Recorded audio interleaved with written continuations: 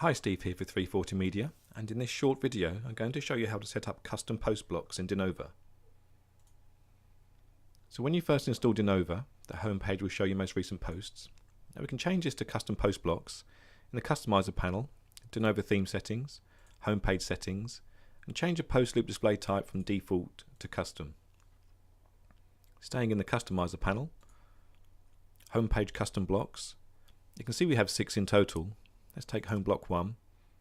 I've pre-configured all of these for the purposes of the demo. Let's enable block 1.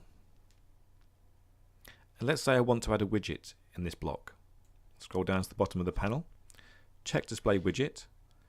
I want to display the widget at position number 2 and I want it to replace this post. So we'll leave that number 2, check widget replaces post. Back in the Customizer panel, widgets, we'll see home custom block loop 1. Let's add a widget. Let's add the MailChimp sign up form.